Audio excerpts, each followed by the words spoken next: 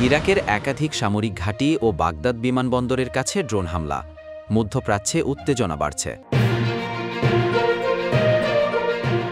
মধ্যপ্রাচ্যে Iran Israel সংঘাতের প্রেক্ষাপটে ইরাকের বিভিন্ন গুরুত্বপূর্ণ সামরিক স্থাপনায় হামলার ঘটনা ঘটেছে। মঙ্গলবার ২৪ জুন আল জাজিরা ও স্থানীয় বিভিন্ন সংবাদ মাধ্যমের বরাতে এসব তথ্য প্রকাশ করা হয়। প্রাপ্ত খবরে জানা গেছে, ইরাকের ইমাম আলী, বালাদ ও তাজি সামরিক ঘাঁটিতে পৃথকভাবে হামলা চালানো হয়েছে। পাশাপাশি বাগদাদ আন্তর্জাতিক বিমানবন্দরের নিকটবর্তী ভিক্টোরি বেস কমপ্লেক্সে একটি ড্রোন হামলার খবর পাওয়া গেছে।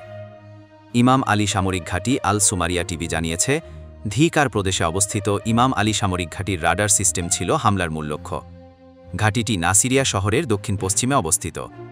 এখন পর্যন্ত হতাহতের কোনো খবর পাওয়া যায়নি এবং হামলাকারী পক্ষ সম্পর্কে কিছু জানা যায়নি।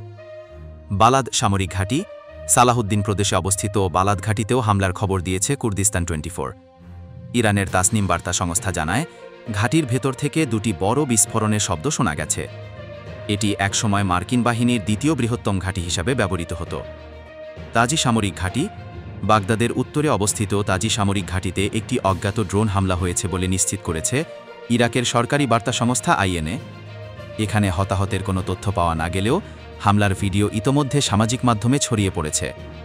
বিমানবন্দরের কাছে ড্রোন হামলা। ইরানের তাসনিম নিউজ জানায়, বাগদাদ আন্তর্জাতিক বিমানবন্দরের পাশে ভিক্টোরি বেস কমপ্লেক্সে ড্রোন হামলার দাবি উঠেছে। একসময় এটি মার্কিন সেনাবাহিনীর একটি প্রধান ঘাঁটি ছিল।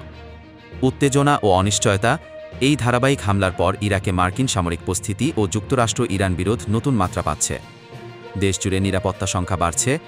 তবে এখন পর্যন্ত কোনো গোষ্ঠী বা রাষ্ট্র আনুষ্ঠানিকভাবে এসব হামলার দায় স্বীকার করেনি। আজ এই পর্যন্তই। আমাদের সাথেই থাকুন। ধন্যবাদ।